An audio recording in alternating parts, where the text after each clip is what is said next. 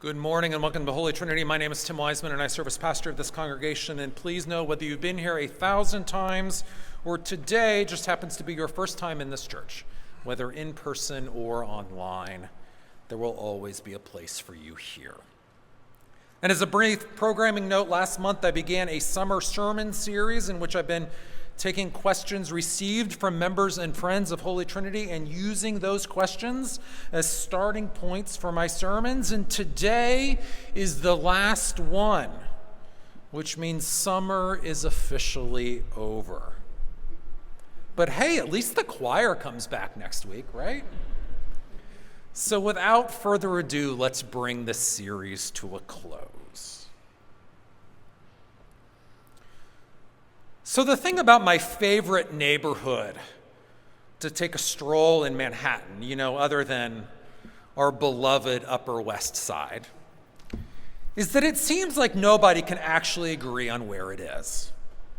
That is, while most say this neighborhood fits neatly between Lafayette Street to the east and 6th Avenue to the west, others contend that it stretches all the way to the Hudson River.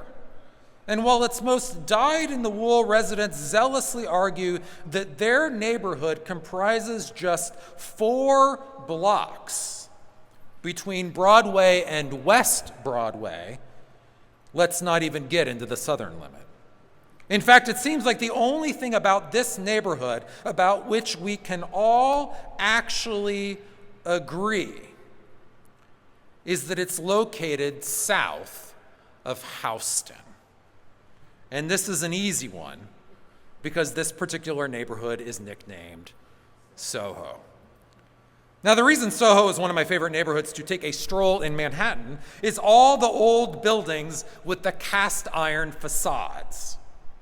After all, around about the 1860s, as textile manufacturers were taking over Soho, the argument for using cast iron wasn't just about it being thin enough and strong enough to physically support massive windows for otherwise gloomy factories.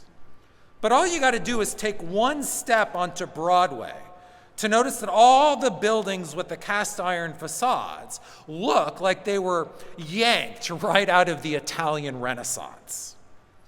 In architectural terms, this style is known as palazzo, if only because somebody decided that a factory in Soho could actually look like a Renaissance palace from Milan.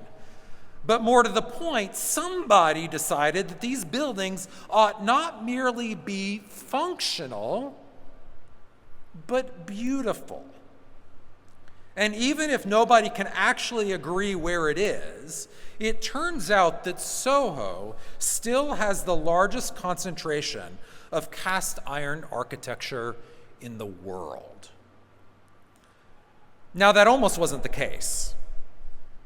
After all, behind all those grand palazzo facades were dangerous sweatshops filled with immigrant laborers, many of whom were women and children. And so between a series of early 20th century labor disasters, the Triangle Shirtwaist Factory comes to mind, Happy Labor Day, and decades later, a post-World War II emphasis on connecting manufacturing to the newly emerging interstate road system. It ought not be terribly surprising that by the end of the 1950s, pretty much all of the textile factories in Soho were gone. No one could have been less sad about this than Robert Moses, who was basically salivating at the idea of running something to be called the Lower Manhattan Expressway right through the middle of Soho. Literally, as recently as 1962, there was a plan on his desk to tear down the entire neighborhood just south of Houston. Its irreplaceable cast iron architecture be damned. But then came the artists. No, literally, and I need you to help me out with this one. After all the textile manufacturers left Soho, all those former factories with all their tall ceilings and enormous windows, which had been made architecturally possible by none other than cast iron, made perfect artist studios, and the rent was cheap. And while I admit I'm condensing a whole lot of really interesting history with this one of the myriad of reasons that Robert Moses never got to bulldoze Soho is because a whole lot of artists not only used these abandoned factories as studios, but they started living in them too. Make no mistake, it was a form of protest. And long before terms like historic preservation became popular in the discourse of urban planning, what literally saved Soho was the idea that a space that could do one thing could actually do a whole new thing quite well. And sometimes it could do even more than one new thing, like, I don't know, a former textile factory becoming a place where artists both live and work. Hang with me for just another moment, because the term for this is adaptive reuse. And while the present-day conversion of empty office towers into apartment buildings certainly qualifies, the story of adaptive reuse really began in 1960s Soho, where artists in need of cheap studios and even cheaper housing literally stopped the bulldozers, preventing the loss of some of the most architecturally rich buildings in Manhattan.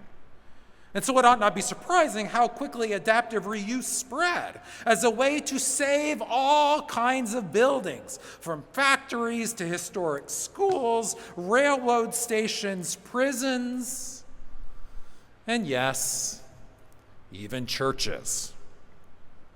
Case in point, the former St. Joseph Catholic Church in Fayetteville, Arkansas, now 7 condos. The former Grace Lutheran Church in Cleveland Heights, Ohio, sold to a developer that converted the 40,000 square foot building into even more condos. The former Deutsch Evangelical Reformed Church in Dayton, Ohio, now an indoor rock climbing facility surrounded by the original stained glass windows. The former St. John the Baptist Church in Pittsburgh, now a microbrewery where beer is made where the altar used to be. And closer to home, the former First Reformed Dutch Church in Queens, now the Jamaica Performing Arts Center. And while I get that it might be difficult to imagine riding a zip line from the choir loft to the chancel of an old church, or I don't know, taking a shower in what used to be the bell tower, there's no question that adaptive reuse has saved plenty of historic church buildings from going the way of, say, the former Penn Station, if only because someone was unable to imagine new uses for these spaces after the congregation was long gone. Which is all a very long and admittedly oblique way of getting around to our final question for the summer, in which one among you asks, everywhere it seems, churches are closing at a rapid pace, and New York is no exception. So how is it that you are so sure that Holy Trinity has a future? And I'm going to tell you by telling you what the answer is not, because the answer isn't money.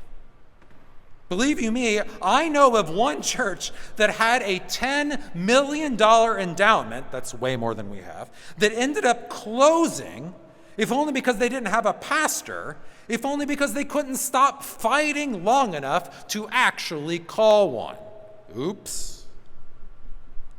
No, what gives me hope, what makes me so convinced that Holy Trinity has a future in a world in which churches are still closing, is that in a world in which most people think of the church as nothing more than a repressive cultural force, whose only goal is to shame people out of being who they are, whether black, brown, gay, trans, questioning, or simply alive. Holy Trinity has been doing something different for the last century, welcoming into this gorgeous, architecturally rich building, musicians and artists, seekers and skeptics, those who are hungry and those who just need a place to sit for a while.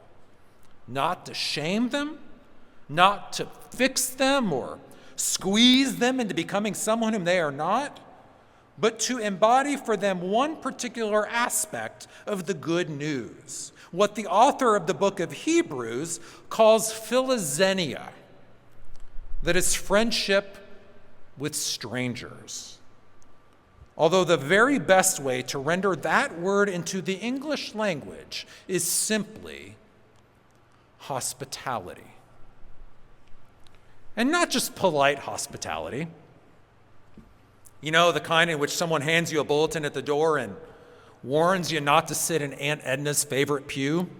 No offense, Aunt Edna. But the kind of hospitality that says there's a place for you here at Holy Trinity long before you believe anything or prove anything. Because our witness is that this building isn't just for Sunday mornings, but it's a place where musicians are surrounded by stained glass, where someone can eat lunch downstairs to the sound of organ music upstairs, right, Jan? Where the gospel isn't just preached from the pulpit, but practiced in every corner, often simultaneously, which is precisely the kind of hospitality that entertains angels unawares, turning strangers into neighbors, neighbors into friends, and friends into the next generation of Holy Trinity. That's why I'm so convinced that Holy Trinity has a future. Not because we're a wealthy congregation, because we're not. Not because we're a perfect congregation, because we're not that either. Not even because we're already a landmarked building. The boondoggle over at West Park Presbyterian comes to mind. But because we're opening our doors and inviting people inside. After all, what saved Soho, that is what saved some of the most gorgeous buildings in Manhattan, was this idea that a building that was built for one purpose can be reimagined for plenty of others as well. And while I'm not advocating launching a brewery or installing a rock climbing wall at Holy Trinity, sorry Jen, sorry Jan, sorry Myrna, I know y'all upset up here. I am convinced that one of the reasons churches do fail is their resistance to hospitality. That is, they simply don't even think to invite their neighbors inside the building until they've already closed. Not us. Not here. Because we're not waiting until it's too late. We're not waiting for someone else to imagine a future for this place when we're already too busy making one open door at a time. Because one of the surefire ways we ensure Holy Trinity's long-term future is by making this congregation and our building and our vision indispensable to the neighborhood. Or to put it another way, in a world in which people don't know who or what the church even is anymore, our job is to make it unmistakably clear that Holy Trinity is a place where grace is found. And y'all want to know the best part? Someday, we'll know we got there when you ask a whole bunch of people in this neighborhood about this place in Manhattan called Holy Trinity. And everybody agrees exactly where it is. And all God's people said, Amen.